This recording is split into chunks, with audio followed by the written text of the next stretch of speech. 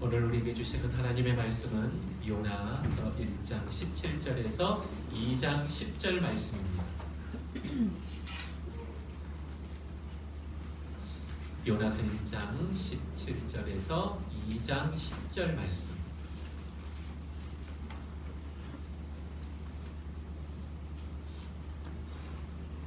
구약성경 1287면에 있습니다. 요나서 1장 17절에서 2장 10절까지 우리 함께 교독하도록 하겠습니다.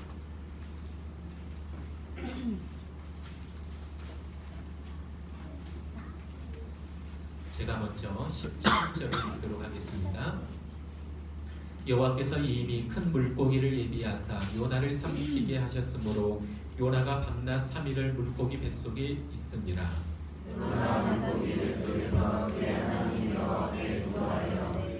이르되 내가 받는 고난으로 말미암아 여호와께 불러 아뢰었더니 주께서 내게 대답하셨고 내가 소원의 뱃속에서 부르짖었더니 주께서 내 음성을 들으셨나이다. 주께서 나를 기쁨으로 바라 가운데 얹으셨으므로 눈물이 나를 불렀고 주의 과거와 눈물이 나를 위해 넘쳤나이다. 내가 말하기를 내가 주의 목전에서 쫓겨났을지라도 다시 주의 성전을 바라보겠다 하였나이다. 우리나라의 영혼까지 불러싸우며 우리나라를 에워싸고 바다물이 내 머리를 감쌌나이다. 내가 산의 뿌리까지 내려갔사오며 땅이 그 빗장으로 나를 오랫도록 막았사오나 나의 하나님 여호와여 주께서 내 생명을 구덩이에서 건지셨나이다. 내 영혼이 내 속에서 피곤할 때에 내가 여호와를 생각하였더니 내 의도가 주께 이르렀사오며 주의 성전에 미쳤나이다. 거짓되고 헛된 것을 숭상하는 모든 자는 자기에게 베푸신 은혜를 버렸사오나 나는 감사하는 목소리로 주께 제사를 드리며 나의 소원을 주께 건네나이다. 구원은 여호와께 속하였나이다. 함께 읽겠습니다. 여호와께서 그 물고기에게 말씀하시매 요나를 육지에 포함이라. 아멘. 할렐루야. 오늘따라 더 떨립니다. 이상하게. 특별히 제 아들이 제일 앞자리에 앉아있어서 더 떨리는 것 같습니다. 왜 하필 제일 앞자리에 앉았는지 이유는 집에 가서 한번 물어보도록 하겠습니다. 오늘은 특별히 우리 아동부 친구들과 또 중고등부 친구들과 함께 예배할 수 있어서 너무 기쁘고 행복합니다. 그래서 하나님께서 우리 친구들도 잘 알고 있는 이 요나서를 한 주간 저에게 묵상케 했는지 또 모르겠습니다. 여러분 요나를 잘 알고 있으시죠? 모르십니까? 성경을 한 번도 읽어보지 않는 사람도 고래 운운하면서 우스갯소리를 할 만큼 요나는 많은 사람들에게 참 친숙하게 다가오는 사람입니다. 요나는 하나님의 말씀을 전하는 선지자입니다. 어느 날 하나님께서 요나를 불러서 요나야 저 니느웨 땅으로 가서 외쳐라. 회개하지 않으면 그 니느웨 땅 망할 것이다 라고 외쳐라.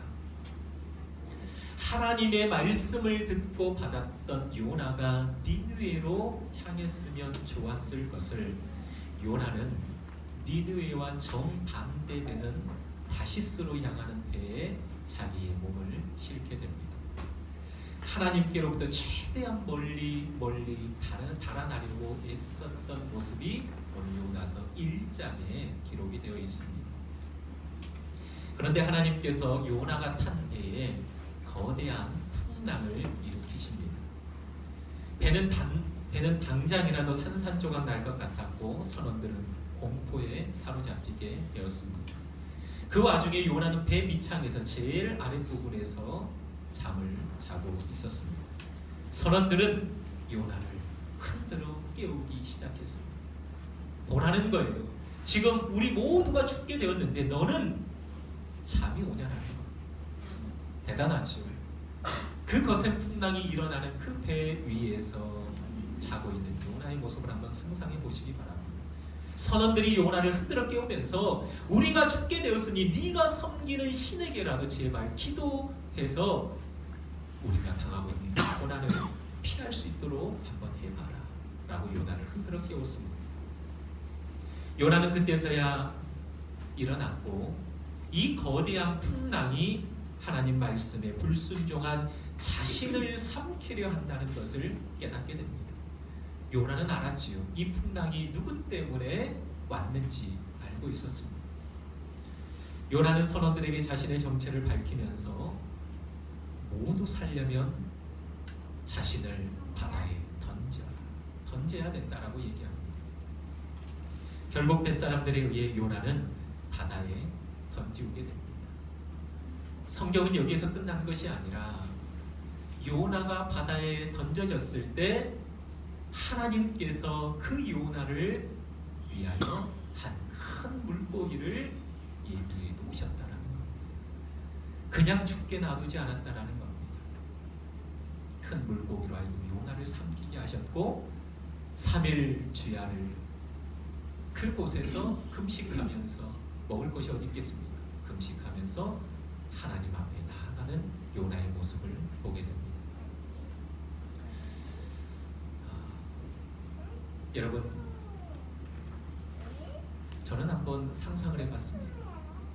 얼마나 고기가 크면 사람을 삼키고 또 그 물고기 속에서 사람이 3일 밤낮을 버틸 수 있을까? 이 설교를 준비하면서 그걸 한번 상상해 보았습니다. 어떤 사람은 큰 고래라고 하고 어떤 사람은 거대한 상어라고도 하고 그런데 큰 고래인지 큰 상어인지 그게 중요하지 않습니다. 하나님께서 이 큰 물고기를 누구를 위해서 예비하셨습니까? 요나를 위해서 예비해 놓으셨다는 거예요. 여러분, 물고기 속에 있는 요나의 모습을 상상해 보십시오. 요나는 고난 한가운데 던져진 겁니다. 아무것도 보이지 않고 칠흑같이 어두운 그 현장, 썩은 냄새가 진동하는 그 물고기 뱃속 고난의 현장, 고통의 현장으로 던져진 것입니다. 여러분 기억하시기 바랍니다. 때로 하나님께서 요나에게 큰 물고기를 예비해 놓으면서 그 물고기 뱃속에 요나를 던져 넣는 것처럼 우리의 인생 또한 큰 고난의 물고기를 우리 인생 앞에 예비해 놓고 우리를 그 속에 던져 넣으실 때가 있다는 겁니다. 그런데 여러분, 이 큰 물고기는 요나에게 있어서 고난이 아니었습니다. 고통도 아니었습니다. 더 나아가 아픔도 아니었습니다. 이 큰 물고기 속에 던져진 요나가 드디어 이 물고기 뱃속에서 누구를 찾기 시작합니까? 하나님을 찾기 시작합니다. 아니요, 더 정확하게 얘기하면 그 물고기 뱃속에서 하나님과 다시금 만나게 되었습니다.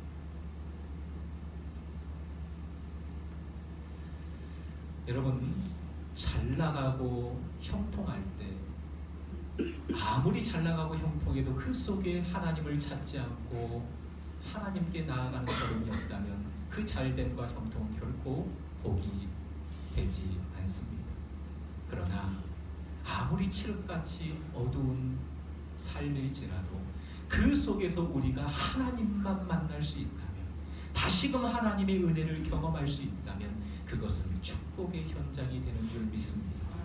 여러분, 요나는 요나서 1장을 읽어 내려오면 그 거센 풍랑 속에서도 하나님을 찾았다라는 말씀이 없어요. 그 뱃선원들은 자기가 섬기는 신들에게 기도했지만 요나는 하나님 앞에 기도했다라는 말씀이 없습니다.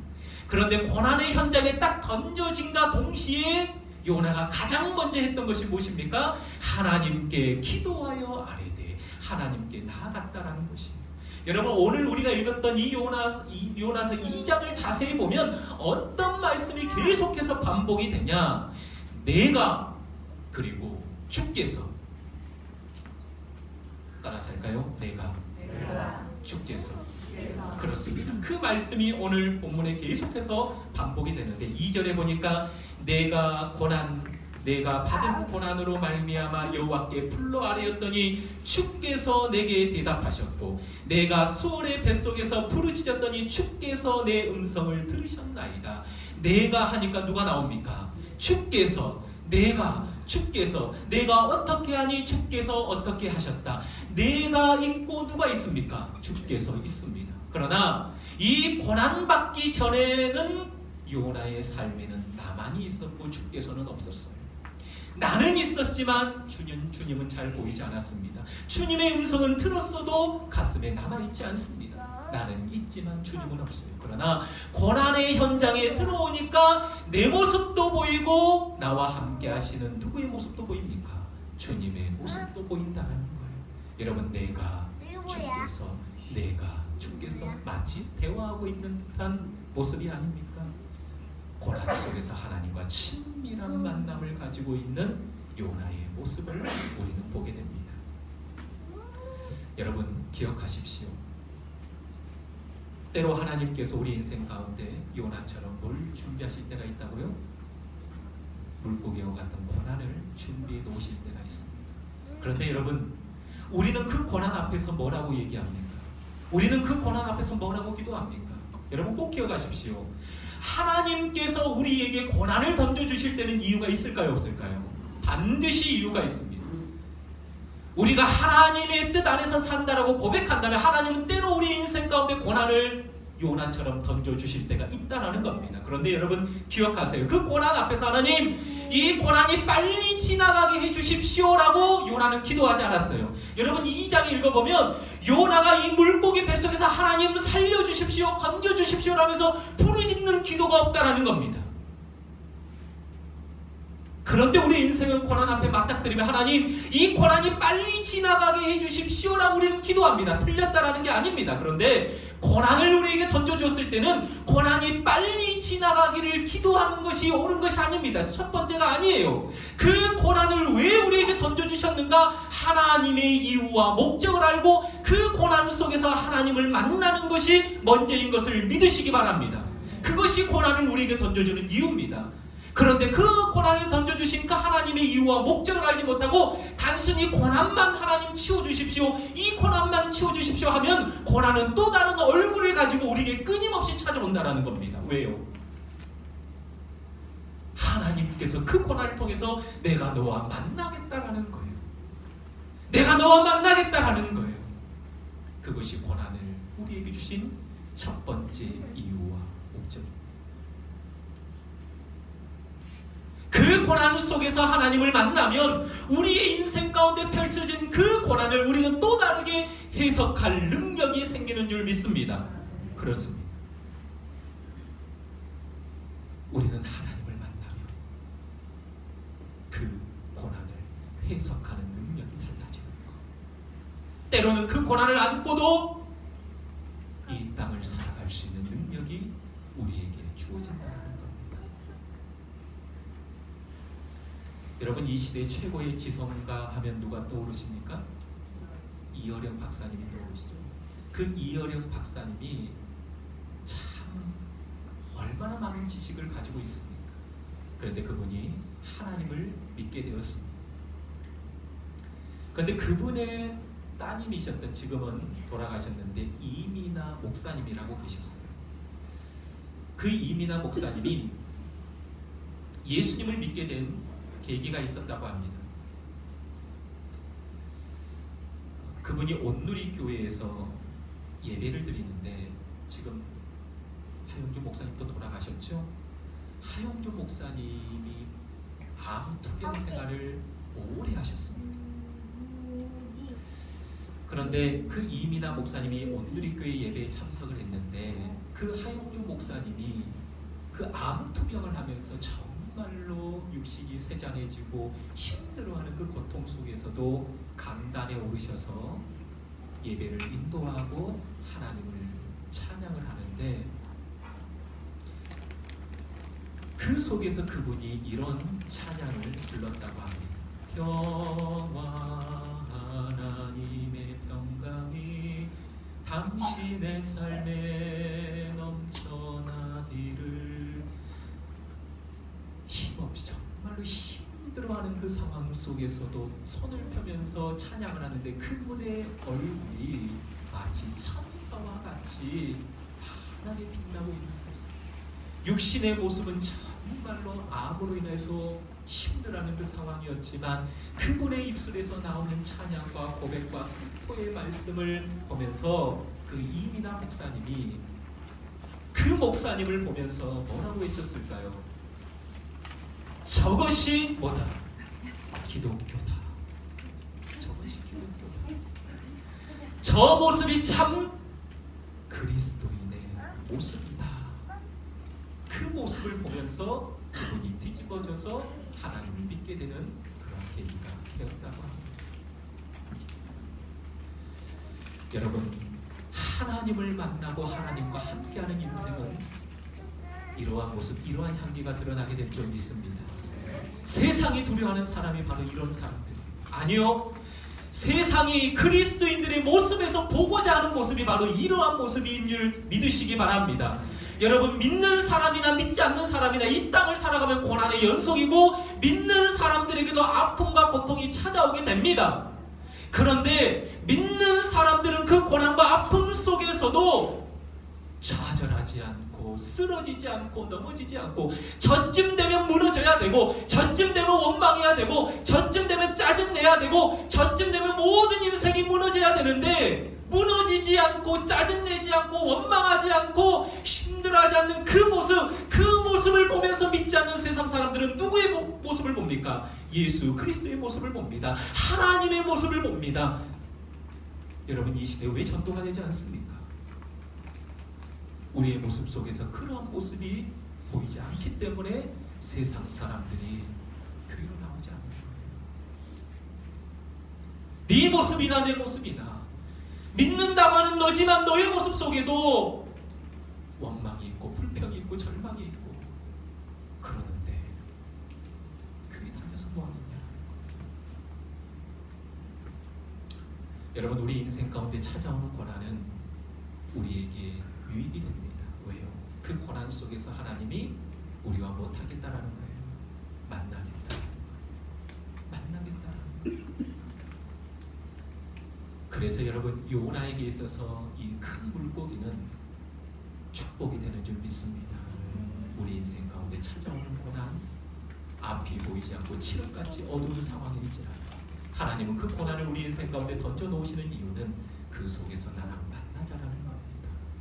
이것이 고난이 우리에게 주는 첫 번째 이유고 유익입니다. 그리고 그곳에서 여러분, 요나가 하나님을 다시금 경험하고 만날 때 하나님께서 다시금 그 요나를 어떻게 하죠? 토해내게. 여러분, 고난은 영원하지 않습니다. 믿습니까? 아픔은 영원하지 않아요. 그 속에서 하나님을 경험하고 하나님의 뜻을 발견하면 반드시 그 고난은 우리를 어떻게 합니까? 토해내게 되어 있습니다. 하나님이 토해내게 하십니다. 그런데 여러분, 하나님이 토해내신 그 자리가 어떠한 자리일까요? 사명의 자리인 것을 믿으시기 바랍니다. 여러분, 참 이상하게도 사명은 어디에서 시작되느냐? 우리의 고통과 아픔에서 사명이 시작되고 있는 것을 우리는 많이 보게 됩니다.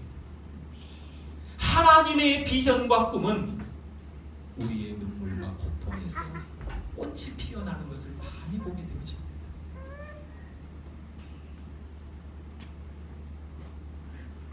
좀 전에 말씀드렸던 이민아 목사님이 돌아가시기 전에 썼던 땅 끝의 아이들이라는 책이 있는데, 이 책의 내용이 뭐냐? 술, 마약, 폭력의 구렁텅이에서 희망을 잃은 아이들, 그 아이들을 살려낼 방법을 몰라 절망에 빠진 부모들의 이야기입니다. 그런데 그 이민아 목사님이 그들 곁에 함께해서 그들이 참 사랑을 깨닫고 새 생명을 얻어 다시 일어나는 이야기를 써내려갑니다. 그런데 이런 땅끝의 아이들과 함께한 계기가 무엇이었냐? 바로 이민아 목사님의 아픔에서 시작되었다는 것, 고통에서 시작되었다는 것. 감기 걸린 것 같다던 큰 아들이 그대로 쓰러집니다. 그리고 혼수 상태에 빠졌다가 19일 만에 세상을 떠나게 됩니다. 그뿐만이 아니라 이 이민아 목사님은 암에 걸리고 또 시력을 잃고 얼마나 많은 고난이 이분에게 찾아왔는지 몰라요. 그런데 그 고난과 고통 중에서도 가장 큰 고통이 사랑하는 맏아들을 잃을 때가 가장 컸다라고 얘기를 합니다. 1년 동안 매일 울면서 지냈습니다. 그런데 어느 날 아들 또래의 비행 청소년들이 눈에 들어오게 되었고, 놀랍게도 그들 곁에서 아들을 사랑했던 마음으로 돌보게 되었다고 합니다. 책에 이런 내용이 있었습니다. 아이들을 엄마의 사랑으로 품어주었더니 변하기 시작했고, 술과 마약을 끊고 부모에게로 돌아갔다. 30명의 아이들이 나를 마마미아는 스페인어로 엄마라는 의미입니다. 나를 마마미아로 불렀다.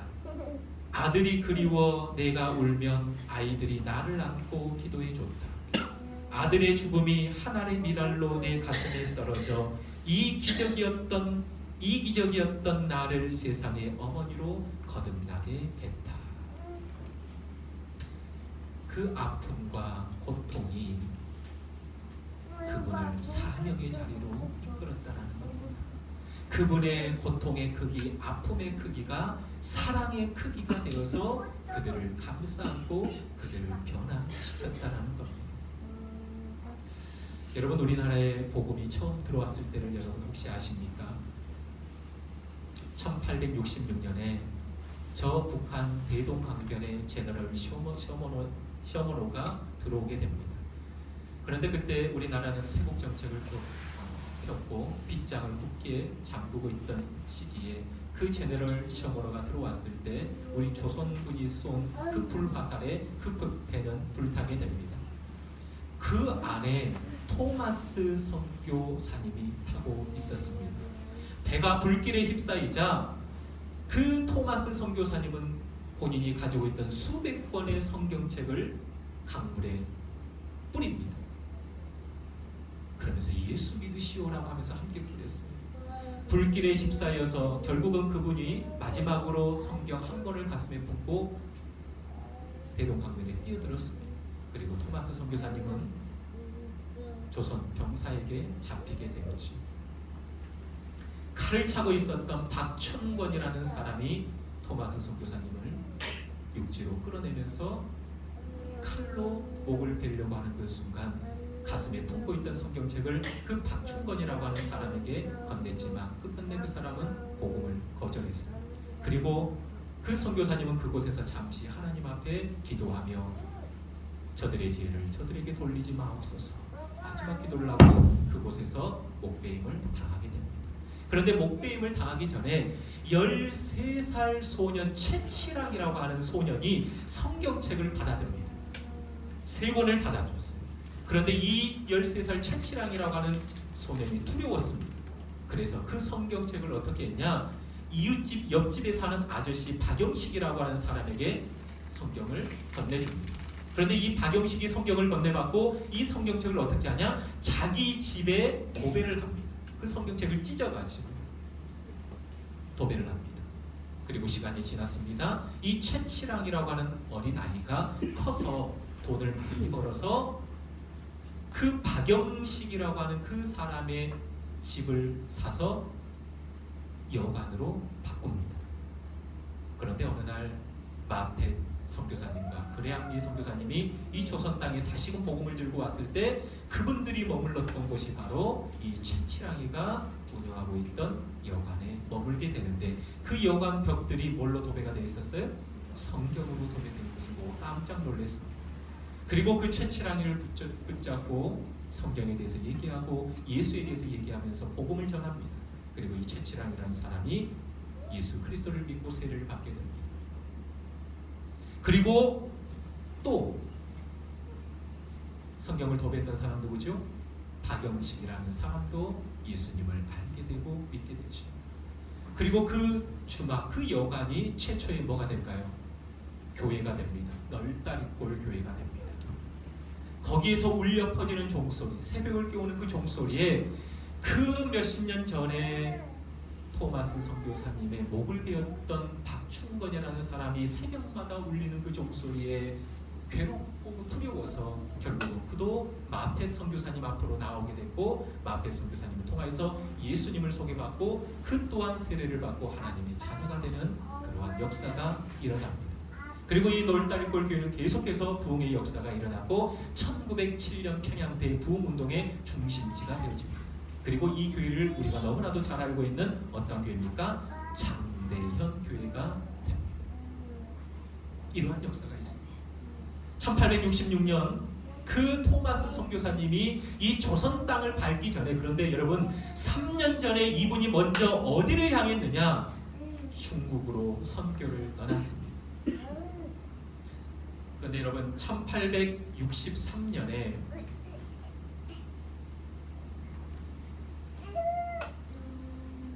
중국 선교를 위해 파송을 받고 떠났는데 혼자 간 것이 아니라 사랑하는 아내와 그 아내는 임신한 상태에서 중국으로 선교를 하러 가게 됩니다.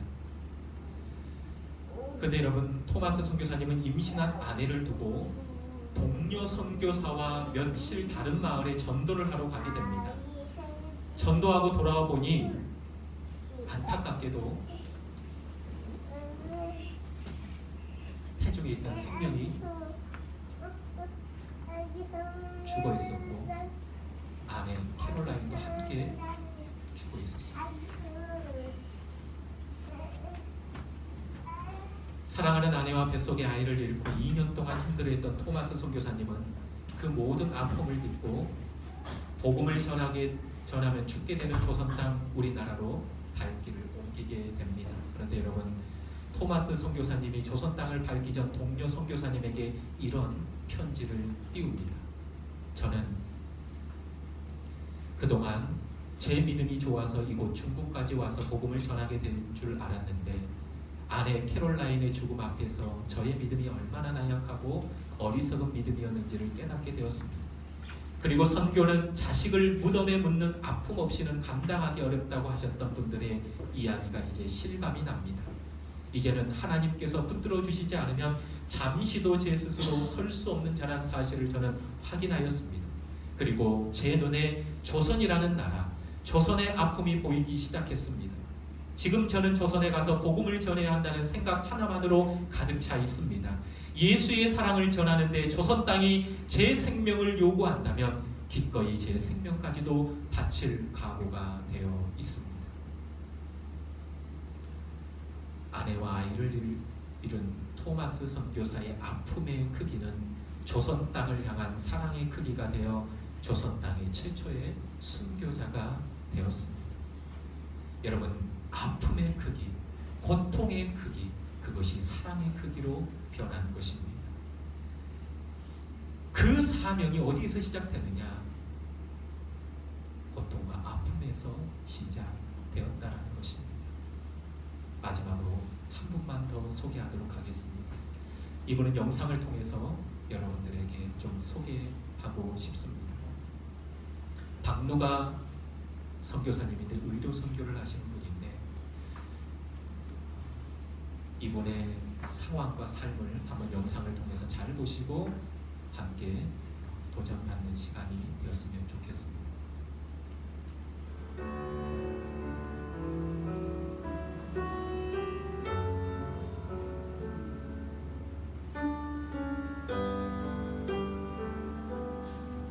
잠깐만요. 네, 잠깐 스톱 보내주시고 자막이 밑에가 다 안 나오는 것 같은데 그냥 화면을 크게 한번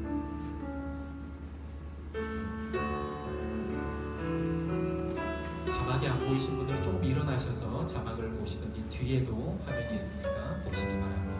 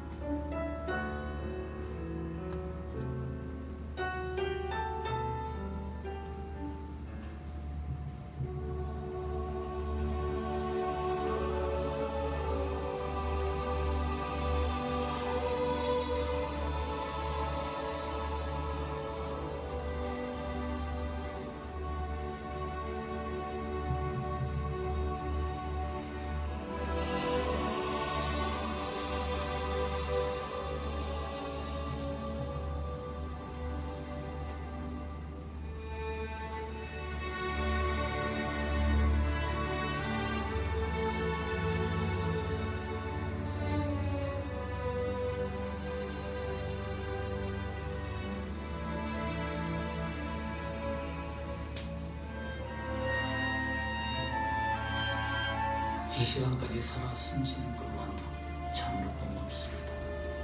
세상의 빛과 소금으로 살아난 뜻인 줄 믿습니다.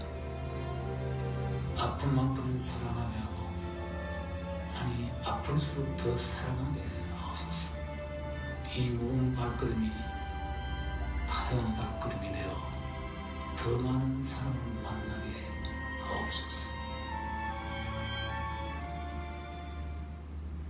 그래서 저는 내가 아파고 하지만 그만큼 남들을 사랑했다, 그런 뜻으로 저는 내가 아픈 만큼 남을 더 사랑하겠다, 그런 마음으로 살고 있어요.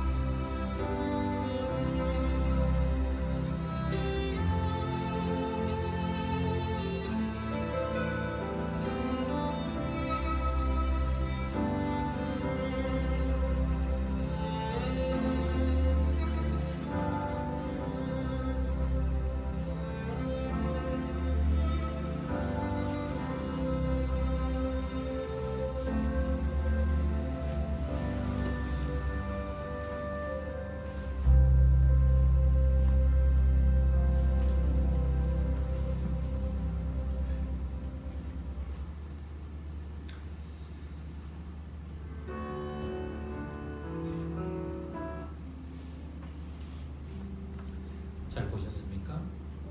영혼에 대한 간절한 소망은 그가 겪은 고통에서, 아픔에서 시작된 것입니다. 박누가 선교사님, 잦은 수술로 약해진 몸은 아픈 영혼을 향한 사랑으로 피어나게 된 것입니다. 영상을 통해서 우리가 깨달은 것, 아픔의 크기가 사랑의 크기였다. 아파봤으니까, 그 고통 중에 있어 보니까 고통을 알고 아픈 사람의 마음을 알겠다. 여러분, 하나님께서 우리 인생 가운데 요나처럼 큰 물고기, 고난의 물고기를 준비해 놓으실 때는 첫 번째 목적이 뭡니까? 그 속에서 만나자라는 겁니다.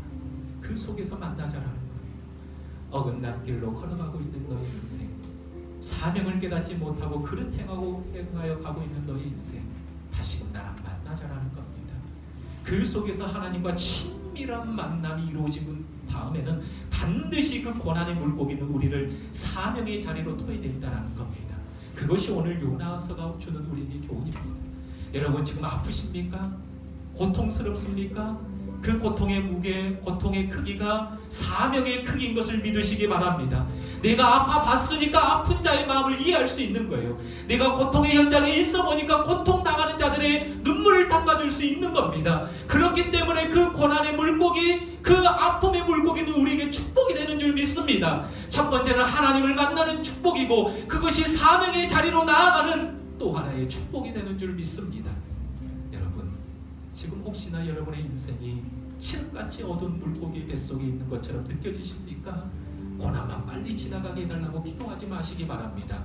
그 속에서 요나가 하나님을 만나고 나도 있고 하나님도 있었던 것처럼 고난의 현장에 여러분도 있고 하나님도 있어지기를 주님의 이름으로 축복합니다. 그런다면 반드시 그 고난이 여러분들을 사명의 자리로 토해낼 것입니다. 그곳에서 여러분은 하나님의 역사를 또한 써내려가게 될 줄 믿습니다. 하나님, 이러한 역사가 내 인생 가운데 있게 하여 주시옵소서. 우리 함께 기도하겠습니다.